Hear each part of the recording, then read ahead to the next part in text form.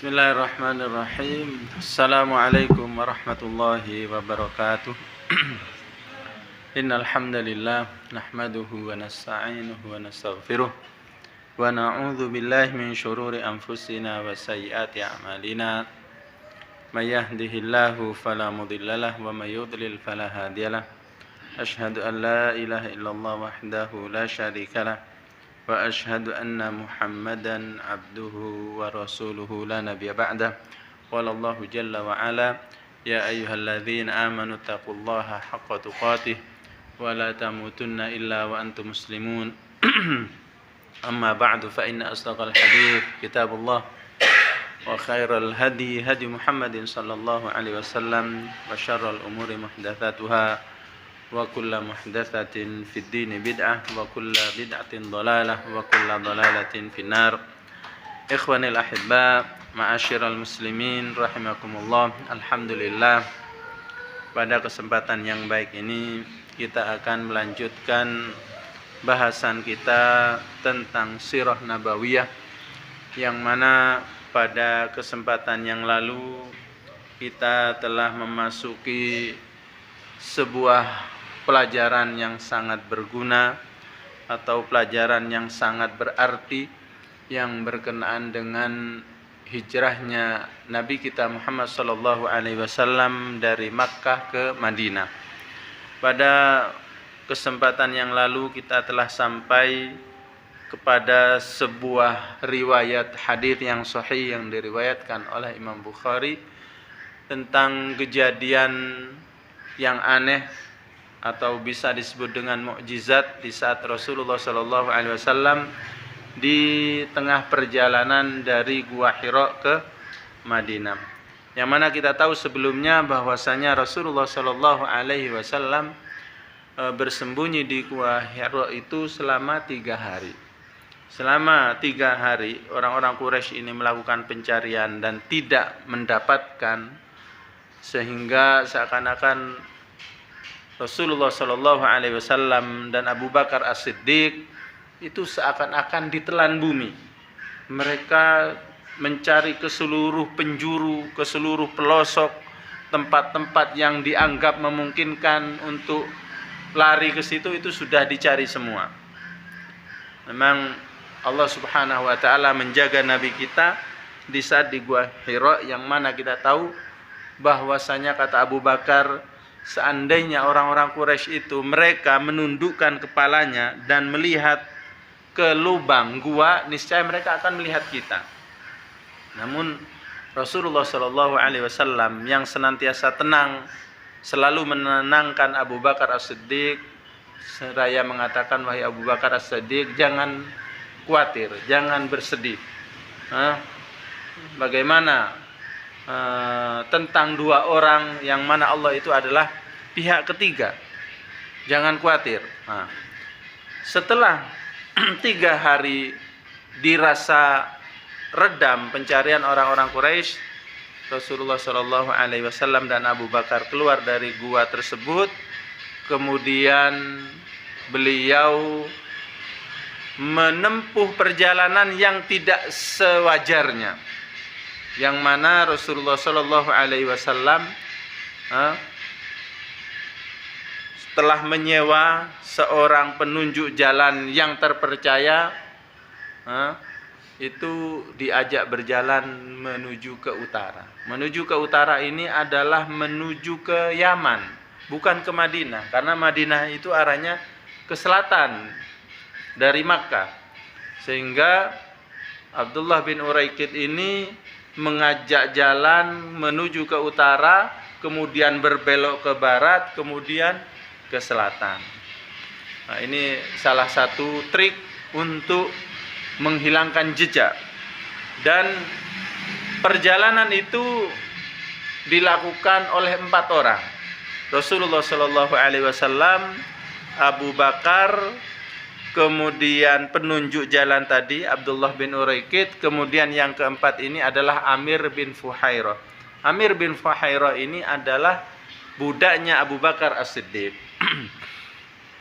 Nah, Di antara kejadian yang telah kita sebutkan yang tertera di dalam Sahih Bukhari, bahwasanya di tengah perjalanan di waktu siang yang mana matahari itu di puncak teriknya, itu ada kejadian aneh yang mana ada batu yang sangat besar itu terangkat dan menaungi perjalanan Abu Bakar dan Rasulullah SAW, sehingga di waktu yang sangat panas itu Abu Bakar itu merapikan tempat, meratakan tanah, kemudian digelar alas dan mempersilahkan Rasulullah SAW untuk beristirahat tidur di situ. Kemudian Abu Bakar mengelilingi lingkungan sekitar untuk melihat keamanan tempat tersebut. Nah, di saat melakukan pengecekan itu datang seseorang pengembala kambing. Pengembala kambing itu mengarah ke tempat beliau ini. Tujuannya apa? Ingin berteduh. Di saat mau menghampiri itu, Abu Bakar bertanya, "Wahai si fulan, engkau ini pengembala kambing punya siapa?" Maka dijawab dari ahli Makkah, namanya si Fulan bin Fulan. Dan Abu Bakar faham tentang majikannya ini, sehingga Abu Bakar bertanya, "Bu, adakah di antara kambingmu ini yang bisa diperah susunya dan kita bisa meminta?" Maka pengembala kambing itu mempersilahkan untuk memerahnya. Kemudian Abu Bakar memohon kepada si pengembala kambing itu, "Tolong tanganmu dibersihkan dari debu-debu, dan juga punting susu kambingnya itu juga dibersihkan dari debu-debu, karena ini nanti susunya itu untuk orang yang sedang istirahat tadi." Maksudnya adalah Rasulullah Shallallahu Alaihi Wasallam. Nah, sampai diperah susunya oleh pengembala tadi, sehingga di tempat yang mana disiapkan oleh Abu Bakar. Biasanya tempat ini adalah tempat untuk mengambil air, dan Rasulullah berwudu dari tempat ini, dan wadah itulah yang dibuat merah susu, sehingga Rasulullah Shallallahu Alaihi Wasallam meminum susu kambing tersebut sampai kenyang. Kemudian setelah dirasa istirahatnya cukup, Rasulullah Shallallahu Alaihi Wasallam meminta kepada Abu Bakar, "Wahai Abu Bakar, ayo kita lanjutkan perjalanan kita." Nah, di setiap kali perjalanan yang dilakukan oleh Rasulullah dan Abu Bakar itu selalu mondar-mandir, tidak berjalan biasanya. Kalau dilihat kondisi depan kayak membahayakan, maka Abu Bakar segera berada di depan Rasulullah Shallallahu Alaihi Wasallam. Kalau dirasa posisi belakang Rasulullah itu mengkhawatirkan, Abu Bakar pindah ke belakang Nabi kita Muhammad Shallallahu Alaihi Wasallam. Kalau posisi kanan dan kirinya itu dirasa berbahaya, Abu Bakar ke tempat tersebut. Sampai-sampai Rasulullah Shallallahu Alaihi Wasallam bertanya, "Wahai Abu Bakar, apa yang engkau lakukan?" Maka Abu Bakar menjawab, "Wahai Rasulullah, tidaklah aku melakukan hal ini karena saya mengkhawatirkan keselamatanmu." Ini adalah seperti itu Abu Bakar setiap kali di perjalanan tersebut. Nah, kita akan memasuki riwayat atau kejadian yang ketiga di tengah perjalanan Rasulullah Shallallahu Alaihi Wasallam dari Makkah ke Madinah. Kejadian atau riwayat ini juga riwayat yang sahih yang diriwayatkan oleh Imam Bukhari. Di sini disebutkan oleh muallif nomor yang ketiga, wa tabi'ahuma fit tariqi Suraqah bin Malik. Kemudian yang mengikuti perjalanan Rasulullah Shallallahu Alaihi Wasallam dan Abu Bakar itu Suraqah bin Malik. Suraqah bin Malik adalah seorang yang kafir, seorang musyrik, yang memang ikut bahkan memiliki ambisi untuk bisa menangkap Rasulullah Shallallahu Alaihi Wasallam dan Abu Bakar. Kenapa? Karena setelah 3 hari pencarian gagal, orang-orang Quraisy itu membuat sayembara. Barang siapa yang bisa menangkap Abu Bakar dan Muhammad baik dalam keadaan hidup atau mati, maka akan langsung mendapatkan hadiah 100 onta. Yang mana kata ahli sejarah 100 onta di zaman itu kalau dibandingkan dengan emas itu kurang lebih 5 kilo emas. Berarti nilainya sangat besar. Nah, Suraqah bin Malik mendengar dan tahu tentang sayembara ini. Nah, sehingga di saat ada kesempatan melihat, oh itu adalah rombongan Muhammad dan Abu Bakar, maka ia berusaha untuk menangkap mereka. Qala Suraqah. Nah, Suraqah ini menceritakan sendiri kejadian pengejaran dia. Bainama ana jalisun fi majlisin min majalisi qaumi Bani Mudlij. Tatkala saya sedang duduk-duduk di sebuah tongkrongan dari tongkrongan-tongkrongan kaumku, yaitu Bani Mudlij, aqbala rajulun minhum hatta qama alaina. Di saat kita duduk bersama teman-teman, ada seseorang yang datang dengan ucapan yang cukup keras. Apa ucapan keras itu? Wa nahnu julusun, dan kami sedang duduk-duduk, kata Suraqah bin Malik. Faqala, ya Suraqah, inni ra'aitu anifan aswidatan bis-sahil. Wahai Suraqah, aku barusan melihat benda-benda hitam 4 orang, yang mana mereka itu dari kejauhan itu hitam-hitam di pinggir pantai. Ada 4 orang di pinggir pantai.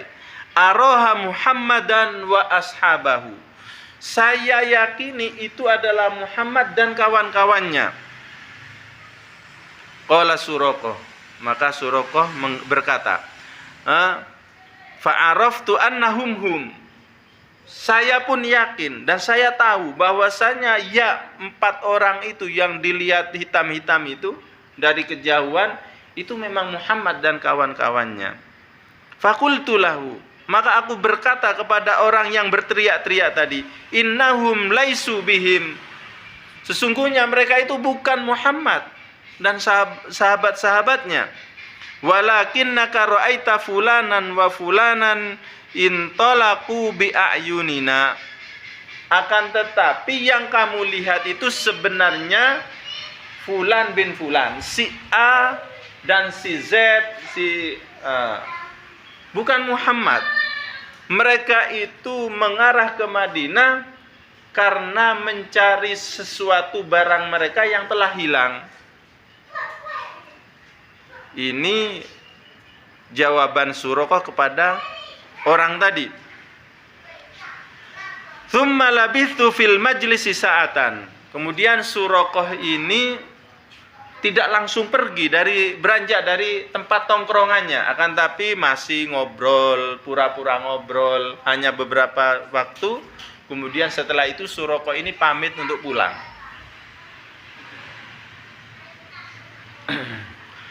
Tsumma qumtu fadakhaltu fa amartu jariyati an tukhrija farasi. Kemudian saya pulang, aku masuk ke rumah, aku perintahkan ke pembantuku supaya tunggangan kudaku dikeluarkan, dipersiapkan segala sesuatunya.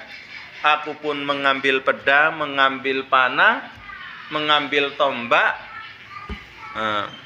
Wahia mi warai akimmatin, dan kuda itu ada di kandang belakang. Fatahbisuha alayya, maka pembantuku itu memegangi kendalinya untuk saya tunggangi. Wa akhadtu rumhi wa fakharajtu bihi min dhahril bait. Kemudian aku mengambil tombakku, kemudian aku tunggangi kuda tersebut, kemudian saya berjalan lewat belakang rumah. Min dhahril bait. Fa khatattu basjahal ardi. Maka aku pun mengambil jalan tanah yang agak mudah untuk dilewati. Wa khafittu aliyahu, dan aku mencari jalan yang datar-datar. Saya hindari yang tinggi-tinggi. Hatta ataitu farosi, sampai aku datang kepada kudaku. Farokibtuha, kemudian aku tunggangi. Jadi keluar dari rumahnya pun dia celingak-celingu, supaya tidak diketahui tetangganya, tidak diketahui kabilahnya. Keluar rumah pun dengan cara sembunyi-sembunyi menuju ke kudanya, kemudian ditunggangi kudanya. Fa'araftuha taqrubu bi hatta danautu minhu. Maka setelah aku tunggangi kuda tersebut, akhirnya aku bisa mendekati mereka. Fa'athartu bi farasi fakharartu anha. Kata Suraqah bin Malik, di saat aku ini sudah mendekati Muhammad dan kawan-kawannya, ternyata kuda saya itu terpelosok dan akhirnya saya terjatuh. Suraqah bin Malik ini tidak pernah terjatuh sekalipun selama hidupnya dari kudanya. Baru kali ini ia terjatuh dari kudanya, dari tunggangannya. Fakumtu, setelah aku terjatuh dari kudaku, aku bangkit. Fa'ahwaitu yadi ila kinanati. Maka setelah aku berdiri di samping kudaku, tanganku mengambil anak panah yang ada di tempatnya itu, wadah panahnya. Fastakhrajtu minhal azlam. Nah, Suraqah ini melakukan pengocokan nasib. Istilahnya ini adalah perbuatan yang sudah biasa dilakukan oleh orang-orang musyrik Arab. Jadi kalau dia ragu untuk melakukan suatu perbuatan, entah itu mau kerja, entah itu mau menikah, entah itu mau melakukan safar, dia melakukan kocokan. Nah, biasanya orang-orang Arab itu ada 3 batang kayu atau 3 anak panah. Yang satu ini ditulis Allah meridhoi langkahmu. Yang kedua, Allah tidak merestui langkahmu. Yang ketiga itu kosong. Nah, sehingga dikocok 3 anak panah itu, kemudian diambil. Di sini fastakhrajtu minhal azlam. Waalaikumsalam.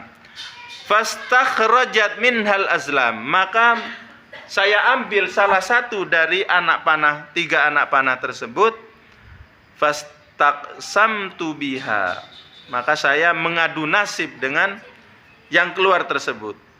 Adarrahum amla. Apakah yang saya ambil itu termasuk yang diizinkan atau yang tidak diizinkan? Fa kharajal ladzi akrah. Namun yang saya ambil, yang tertera di situ itu adalah Tuhan tidak merestuimu, Allah tidak merestuimu.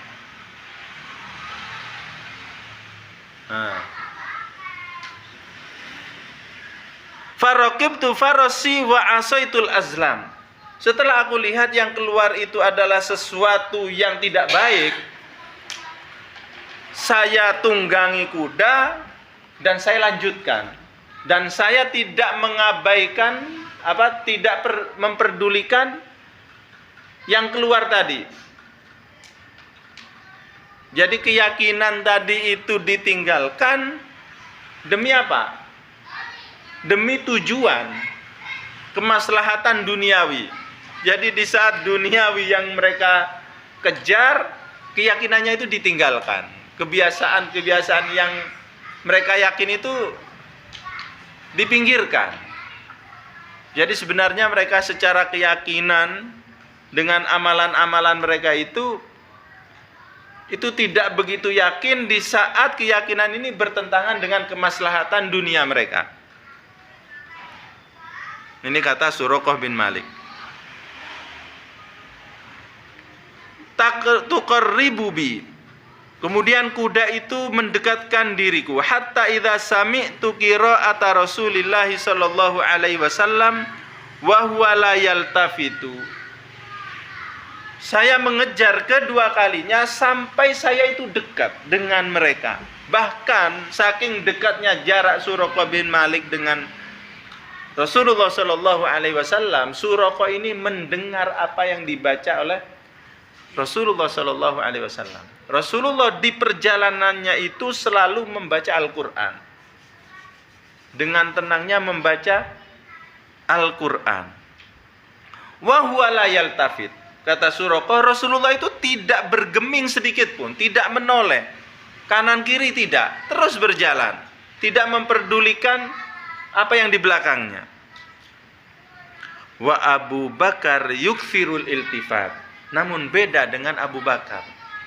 Abu Bakar ini selalu khawatir, apalagi ada orang yang ingin mengejar mereka. Selalu noleh ke belakang, sedikit-sedikit noleh, sedikit-sedikit noleh Abu Bakar. Wahai Rasulullah, ini ada pengejaran dan hampir mendekati kita. Apa yang terjadi? Sakhat yada farasi fil ardi. Pengejaran kedua kali ini pun juga mendapatkan kejadian yang sama, yaitu kedua kaki kudanya itu terpelosok ke dalam tanah, sehingga penunggang kuda Suraqah bin Malik itu terjatuh, terhempas dari kudanya. Hatta balaghata ar-rukbatain, sampai masuknya dua tangan kuda itu sampai ke kedua siku tangannya kuda tersebut, dalam berarti. Fakharartu anha, dan aku terjungkal dari kuda tersebut. Thumma zajartuha fanahattu, kemudian aku pun mendekati kuda tersebut, kemudian saya tarik, saya bangkitkan lagi supaya berdiri. Falam takat tukhriju yadaiha, namun sulit kuda ini untuk bisa melepaskan kedua tangannya dari keterpelosokan itu. Repot, tidak mudah. Falam mastawat qaimatan. Nah, ini setelah jatuhnya yang kedua, setelah kuda ini sudah bisa mengeluarkan kedua tangannya dari tanah, fa idza li athari yadaiha ghubarun sati'un fis sama mithlud dukhon. Apa yang terjadi? Dari dua lubang kaki atau tangan kuda depan tersebut itu menyembur abu. Abu itu menyembur sampai tinggi. Semburan ini seperti asap api. Fastaqsamtu bil azlam. Nah, setelah kejadian ini saya pun mengulangi apa itu? Tadi itu. Undian. Mengundi lagi. Diundi lagi, kemudian diambil satu. Fa kharajal ladzi akrah. Namun yang keluar itu adalah sesuatu yang tidak enak bagi saya. Maksudnya Allah tidak merestui.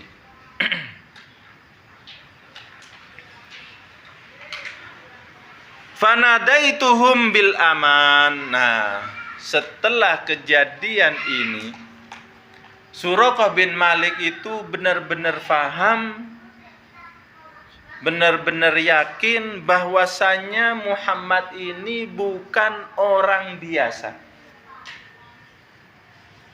Meyakini bahwasanya ia tidak mungkin bisa menangkap Muhammad dan Abu Bakar.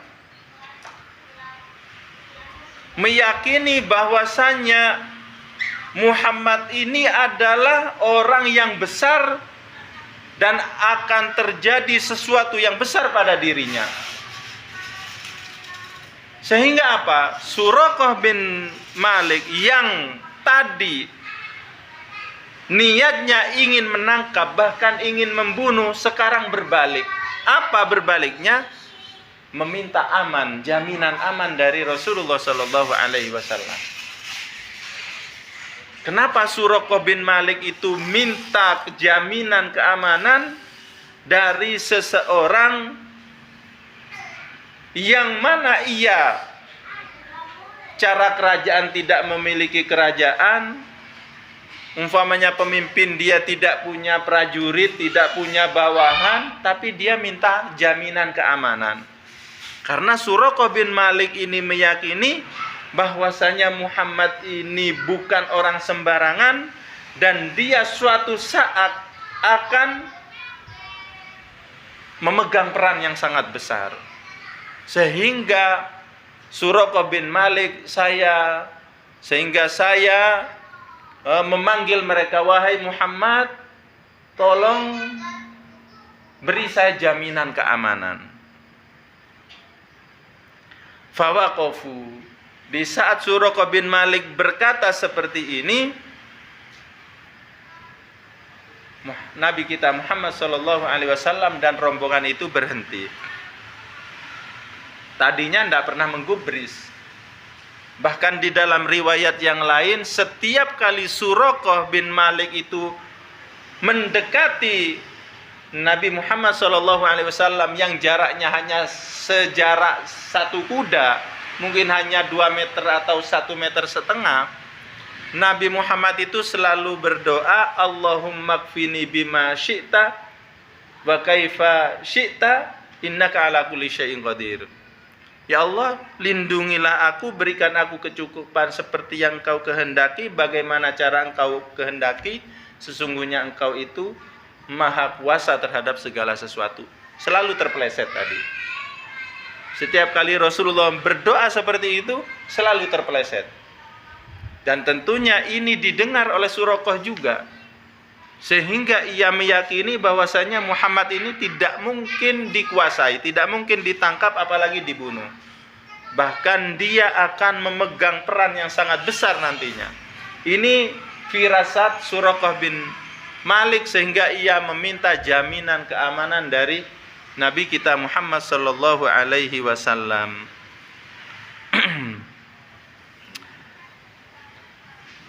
Faraqibtu farasi hatta ji'tuhum. Kemudian saya tunggangi kuda saya, kemudian saya hampiri mereka dan saya bisa sampai dekat. Saya datang kepada mereka. Wa waqa'a fi nafsi hina laqitu malakitu minal habsi anhum an sayadharu amru Rasulillah sallallahu alaihi wasallam. Ini ungkapan Suraqah sendiri. Nah, di saat saya meminta jaminan keamanan, kemudian saya mendekati bahkan bisa berbicara baik-baik dengan jarak yang sangat dekat, itu tumbuh di dalam hati saya dari kejadian-kejadian tadi bahwasanya Muhammad ini nanti akan terjadi sesuatu yang sangat besar. Ini keyakinan Suraqah bin Malik. Faqultu lahu, maka aku berkata kepada Muhammad, inna qaumaka qad ja'alu fika ad-diyah. Wahai Muhammad, sesungguhnya orang-orang Makkah, orang-orang Quraisy itu telah membuat sayembara, barang siapa yang bisa menangkapmu secara hidup atau mati, itu memberikan hadiah yang sangat besar seperti ini. Wa akhbartuhum akhbara ma yuridun nas bihim. Dan aku pun menceritakan semua kepada Muhammad segala sesuatu yang diinginkan oleh orang-orang Makkah terhadap mereka. Wa aradtu alaihim az-zada wal mata falam yarza'ani. Tidak hanya sekedar menceritakan saja, bahkan Suraqah ini yang tadinya ingin menangkap, ingin membunuh, malah menawarkan, wahai Muhammad, ini barang-barang bawaan saya, ini makanan dan minuman saya, silakan dibawa. Ditawarkan kepada Nabi kita Muhammad dan Abu Bakar, namun keduanya falam yarza'ani, tidak menggubris sama sekali. Maksudnya menoleh, mengiyakan tidak. Tidak berharap. Rasulullah tidak menginginkan bekal yang ditawarkan oleh Suraqah bin Malik. Walam yas'alani illa anqal. Dan Muhammad dan Abu Bakar itu tidak meminta apapun dari saya kecuali hanya ia berkata, akhfi anna, tolong Suraqah sembunyikan kami, simpan baik-baik tentang perjalanan saya ini, jangan sampai dikabarkan kepada siapapun. Fasa'altuhu ayyaktuba li kitaba amnin. Maka aku minta kepada Muhammad, kalau begitu Muhammad tolong tuliskan di sebuah catatan, di sebuah kertas perjanjian, bahwasanya engkau ini memberikan jaminan keamanan kepadaku. Tulis, tolong tulis, kata Suraqah bin Malik. Soalnya khawatir suatu saat ini pasti Muhammad ini jadi orang hebat.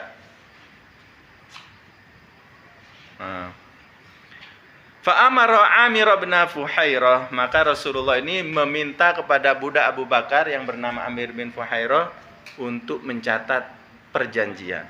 Fakataba li fi raq'atin min udum, maka Amir bin Fuhairah ini mencatat jaminan keamanan ini di sebuah kulit.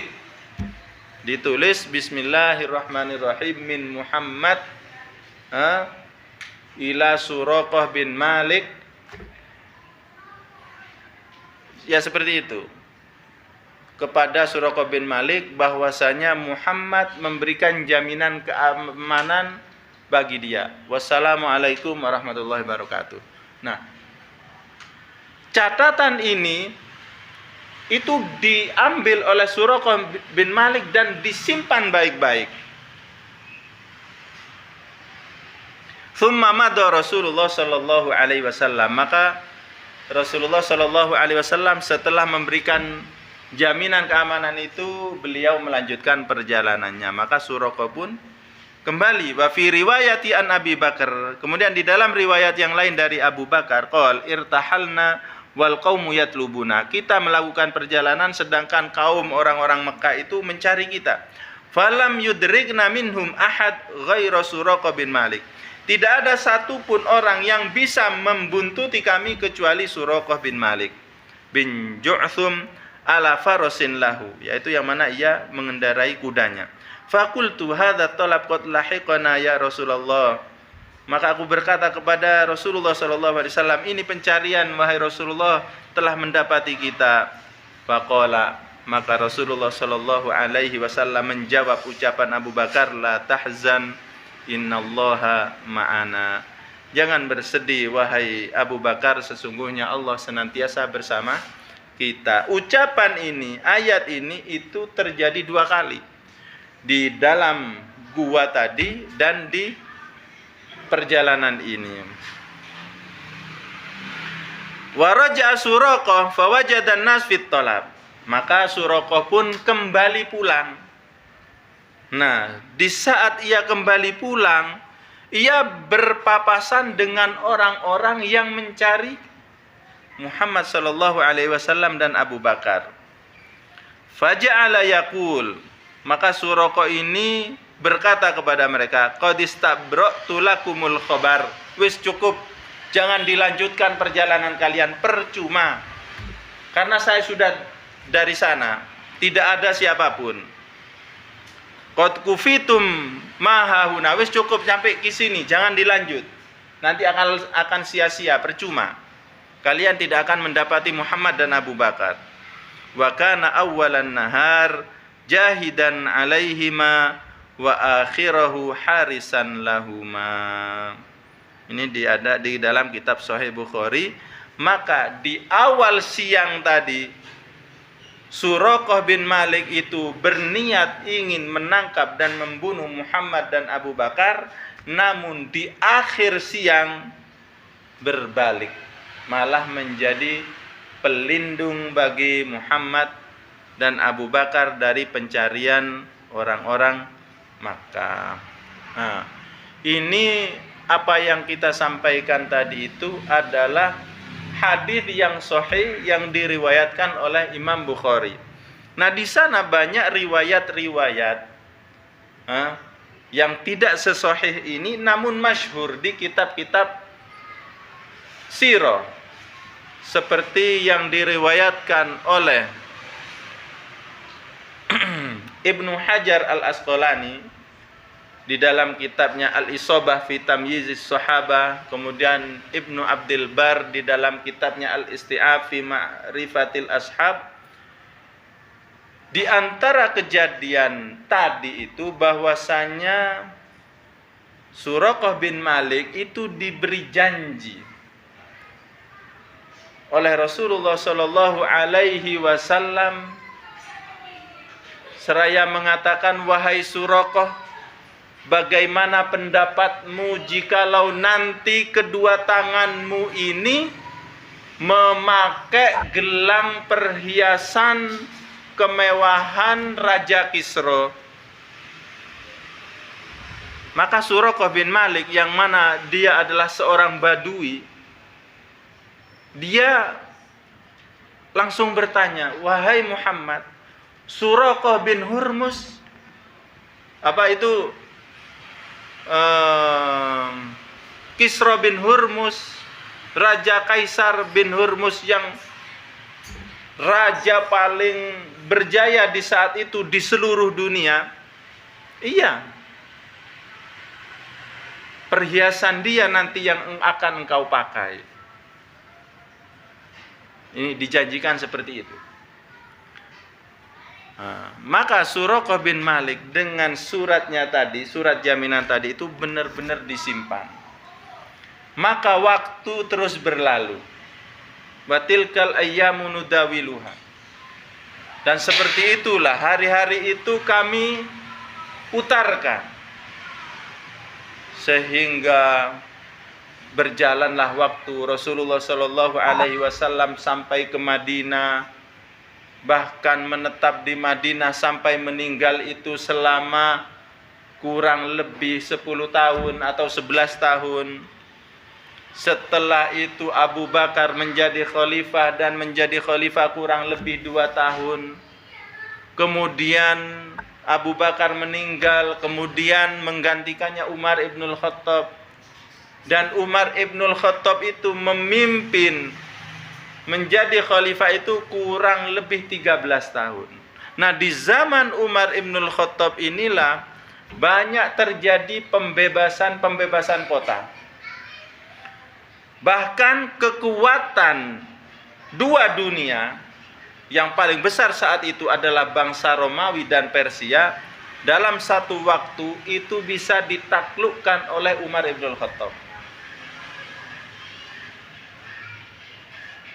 Yang mana jumlah kaum muslimin itu sangat tidak sebanding dengan jumlah dua kekuatan ini.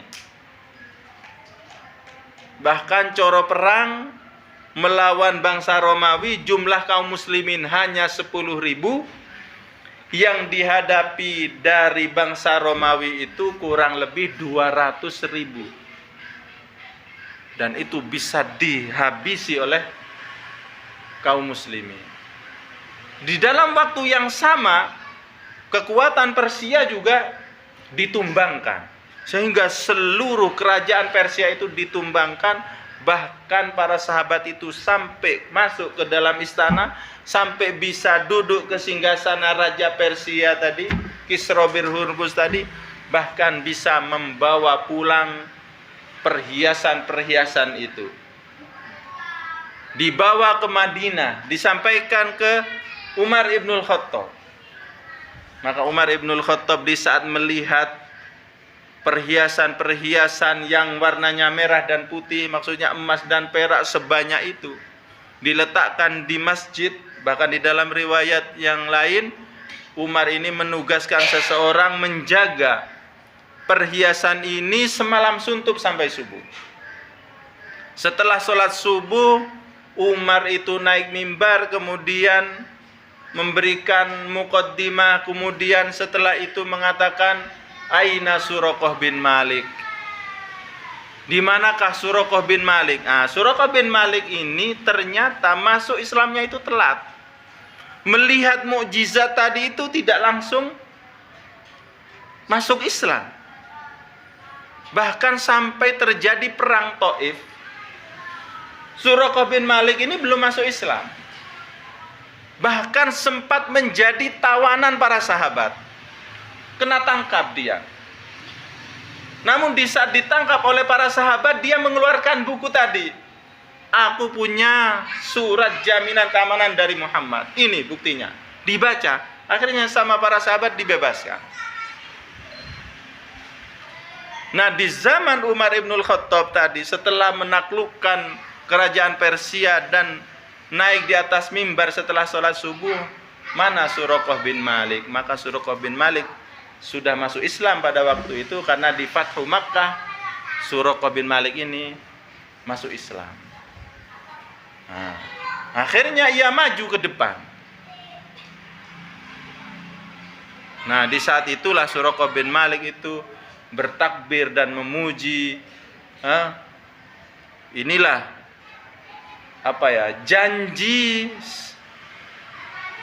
janji setianya sahabat saya, maksudnya Rasulullah Shallallahu Alaihi Wasallam. Ini adalah bukti kebenaran apa yang dijanjikan oleh kekasih saya Muhammad Shallallahu Alaihi Wasallam. Maka ditilang-tilang, dilihat-lihat perhiasan gelang tadi. Ini tidak hanya sekedar gelang yang mewah, akan tapi sangat mewah. Karena itu adalah rumus dari kekuasaan orang yang paling berkuasa di saat itu. Sehingga banyak para sahabat itu yang kagum dan seneng. Sampai itu ada yang mengatakan bahwasanya ini gelang dulunya dipakai oleh orang yang mengaku sebagai Tuhan yang berhak untuk disembah, namun hari ini dipakai oleh seorang Badui Arab, yaitu Suraqah bin Malik. Nah, ini adalah kisah Suraqah bin Malik. Ini yang seperti ini adalah kisah yang tidak diceritakan oleh Imam Bukhari, namun diceritakan oleh ulama-ulama sejarah lainnya seperti yang saya sebutkan tadi. Masih lama waktu ada? Belum. Ya. Kita masuk ke kejadian berikutnya di tengah perjalanan Rasulullah Shallallahu Alaihi Wasallam menuju ke Madinah. Yang keempat, wa marra fi masirihi dzalika hatta marra bi khaymatai ummi Ma'bad al-Khuzaiyah. Dan di antara perjalanan yang dilalui oleh Nabi kita Muhammad sallallahu alaihi wasallam dan Abu Bakar itu melewati sebuah kemah miliknya Ummu Ma'bad, seorang wanita tua yang sudah nenek-nenek. Namun wanita ini merupakan wanita yang cukup kuat secara fisik.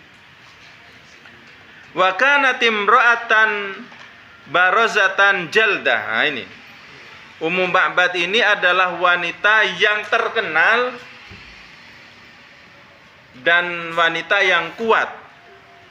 Terkenalnya dari mana? Tahtabi bi fana'il khaymah, yang mana Ummu Ma'bad ini memiliki kebiasaan selalu berada di depan kemahnya, di depan tendanya, di depan rumahnya. Tsumma tut'imu wa tusqi man marra biha. Ummu Ma'bad ini seorang wanita yang pemurah, yang loman. Jadi dia selalu berada di depan rumahnya, selalu memberikan makan dan minum kepada siapapun yang lewat di situ. Ini ketenaran Ummu Ma'bad di kalangan orang-orang Mekah dan Madinah, seperti itu. Fasa'alaha. Kemudian Rasulullah Shallallahu Alaihi Wasallam dan Abu Bakar serta rombongan tadi itu melewati Ummu Ma'bad, dan di saat melewati Nabi kita Muhammad Shallallahu Alaihi Wasallam bertanya kepadanya, hal indaha syai', apakah engkau memiliki sesuatu? Faqalat wallahi law kana indana syai'un ma'awazakumul qura wasya'azib wa kanat sinnatan syahba. Maka di saat Rasulullah bertanya, apakah engkau memiliki sesuatu untuk menjamu tamu? Maka ia menjawab, demi Allah tidak ada sesuatu. Pas sampean lewat ini habis semuanya. Tidak ada sesuatu yang pantas untuk diberikan. Kalau seandainya ada, tidak perlu sampean minta. Ini kata Ummu Ma'bad. Fanadhara Rasulullah sallallahu alaihi wasallam ila sya'tin fi kasril khaymah. Nah, ternyata di situ Rasulullah sallallahu alaihi wasallam itu melihat ada seekor kambing betina yang sedang sedang tidak berdiri. Apa ya? Ngelompro di tanah. Ngelompro di tanah. Faqala, maka Nabi kita Muhammad sallallahu alaihi wasallam bertanya, "Ma hadhihi syat ya Umma Ma'bad?" Ini kambing apa wahai Ummu Ma'bad? Qalat, "Syatun khallafahal juhdu minal ghanam." Oh, itu kambing yang sedang sangat kurus, lemah dan tidak bisa berjalan sehingga ditinggal oleh kawan-kawannya pergi mencari makan. Maksudnya kambing-kambing yang lain itu digembala oleh Abu Ma'bad, suaminya Ummu Ma'bad tadi. Cuman kambing ini yang tertinggal karena tidak mampu berjalan. Faqala, hal biha min laban? Apakah kambing ini ada susunya sehingga layak untuk diperah? Qalat, hiya ajhadu min dzalik. Oh, tidak mungkin. Lalu ia posisinya sangat kurus, tidak mampu berdiri, tidak bisa berjalan, pastinya tidak ada susunya. Itu bisa dipastikan tidak ada susunya. Faqala, maka Rasulullah terus berkata lagi, atadzanina li an ahlibaha? Apakah Anda mengizinkan kami untuk kami perah susunya? Qalat, na'am, bi abi wa ummi. Kalau Anda mau mencoba silakan. Dengan senang hati, dengan gembira silakan. In ra'aita biha halban fahlibha. Kalau memang kayak ada susunya ya silakan sampean perah. Fa masaha Rasulullah sallallahu alaihi wasallam biyadihi dur'aha. Kemudian Rasulullah sallallahu alaihi wasallam membuka kedua kaki belakangnya, kemudian mengusap punting susu kambing tersebut. Wasamallaha wada'a. Di saat Rasulullah mengusap punting susu kambing ini, membaca bismillah dan berdoa. Ini semua direkam oleh Ummu Ma'bad. Ummu Ma'bad itu memperhatikan. Bahkan seluruh sifat-sifat Rasulullah itu diperhatikan oleh Ummu Ma'bad. Sehingga sifat-sifat Nabi yang paling sempurna itu adalah apa yang diriwayatkan oleh Ummu Ma'bad. Paling bagus yang menceritakan sifat Rasulullah itu adalah Ummu Ma'bad dibanding perawi-perawi lainnya, dibanding sahabat lainnya.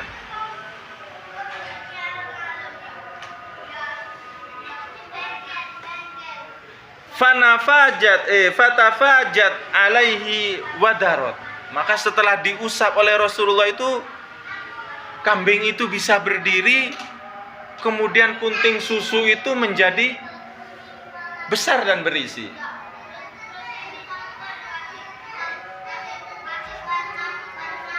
Fada'a bi'ina'in laha yarbidu ar-rahta.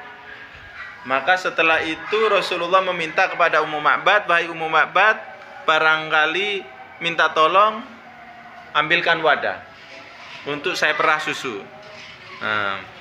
Fahalaba fihi hatta alatir raghwah.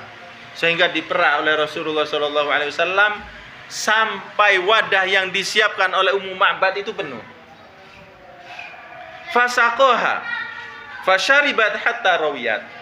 Maka Rasulullah SAW setelah memerah susu ini dipersilakan Ummu Ma'bad dulu. Silakan Mbah, silakan Bu, sampean minum.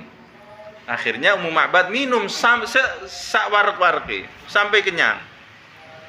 Wasaqo ashabahu hatta rawau.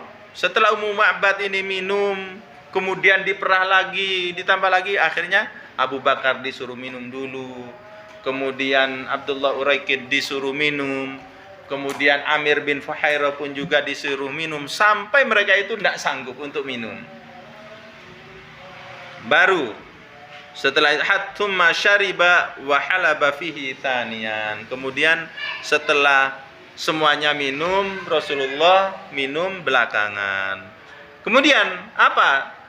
Setelah habis diminum oleh Rasulullah, Rasulullah memerah lagi untuk yang kedua kalinya. Hatta mal'al ina, sampai wadah tersebut penuh lagi. Tsumma ghadarahu indaha fartahalu. Kemudian susu yang penuh di wadah ini diberikan ke Ummu Ma'bad, ditinggallah di situ. Adzan dulu barangkali.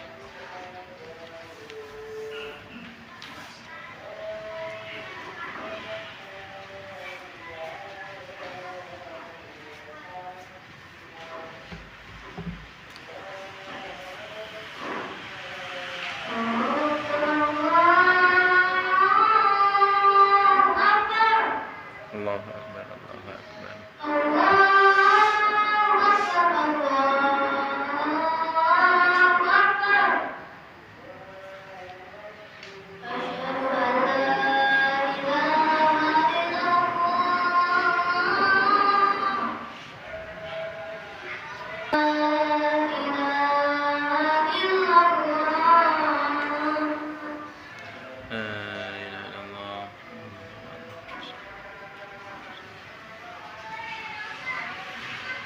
Sallallahu alaihi wasallam Nabi Rasulullah. Ya, kita selesaikan ya, tinggal dikit ya. Falamma labithat an ja'a zawjuha Abu Ma'bad yasuku a'nuzan ijafan yatasawaqna lahu zala. Tidak lama kemudian datanglah suaminya Ummu Ma'bad ini, yaitu Abu Ma'bad, dengan menuntun kambing-kambing, yang mana kambing-kambing semuanya itu dalam kondisi kurus. Jalannya pun agak sempoyongan saking kurusnya kambing-kambing yang ada. Falamma ra'al labana ajiba. Nah, di saat nyampe di rumahnya dan melihat susu yang banyak tadi, penuh di bejana tadi, Abu Ma'bad ini merasa heran. Faqala, maka ia berkata, min aina laki hadha, dari mana engkau peroleh susu ini? Wasya'u azib, sedangkan kambing tadi betina itu tak berdaya. Wala halubata fil bait, dan tidak ada satu kambing pun yang bisa diperah di kambing ini, di rumah ini.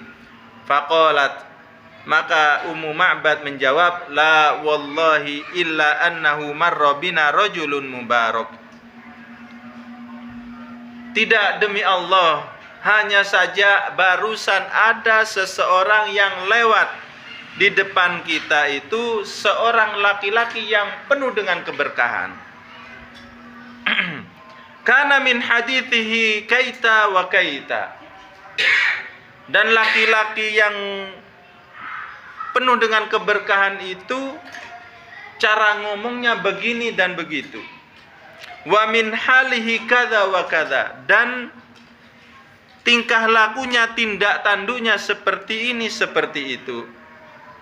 Qala, setelah mendengar jawaban istrinya, ia berkata, inni wallahi arahu sahiba Quraisyin alladzi tatlubuhu. Demi Allah, saya yakin itu adalah Muhammad yang dicari-cari oleh orang Quraisy. Sifihi li ya Umma Ma'bad. Wahai Ummu Ma'bad, wahai istriku, coba sebutkan sifat-sifatnya kepadaku. Fawasofathu bisifatihi ra'i'ah bikalamin ra'i' ka'anna sami'a yanzuru ilaihi wa huwa amamahu. Maka Ummu Ma'bad ini menceritakan seluruhnya tentang sifat-sifat Nabi, baik itu perbuatannya, baik itu fisiknya, baik itu ucapannya, disebutkan semuanya kepada suaminya. Sampai-sampai suaminya ini dari detailnya pensifatan Ummu Ma'bad itu seakan-akan ia melihat Nabi kita Muhammad SAW itu ada di depan matanya. Saking detailnya, saking sempurnanya pensifatan Ummu Ma'bad terhadap Rasulullah SAW. Wa sananquluhu fi bayani sifati sallallahu alaihi wasallam fi awakhiril maqalah. Namun kata muallif di sini, namun nanti kita akan sebut bagaimana penyebutan sifat-sifat Nabi Muhammad SAW oleh Ummu Ma'bad itu nanti di akhir pembicaraan. Faqala Abu Ma'bad, kemudian Abu Ma'bad berkata, wallahi hadza sahibu Quraisyin alladzi dzakaru min amrihi ma dzakaru.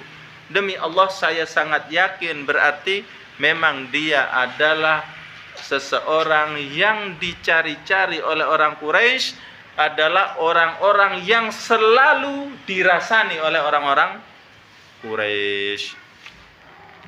Laqad hamamtu an ashabahu wala af'alanna in wajadtu ila dzalika sabila. Kata Abu Ma'bad, demi Allah, seandainya aku ini memiliki daya dan kemampuan, niscaya saya akan menyusulnya, akan menyertainya, akan menemaninya berhijrah ke Madinah. Dan aku pasti akan melakukan hal itu seandainya saya punya kemampuan. Ini adalah ucapan Abu Ma'bad. Dari riwayat ini bisa kita tarik pengertian bahwasanya Ummu Ma'bad dan Abu Ma'bad ini termasuk orang-orang yang beriman dengan Nabi kita Muhammad sallallahu alaihi wasallam, sehingga terhitung keduanya ini adalah sebagai sahabat Rasulullah sallallahu alaihi wasallam. Kita cukupkan sekian. Kita tutup dengan doa kafaratul majlis. Subhanakallahumma wa bihamdik asyhadu an la ilaha illa anta astaghfiruka wa atubu ilaik. Wassalamualaikum warahmatullahi wabarakatuh.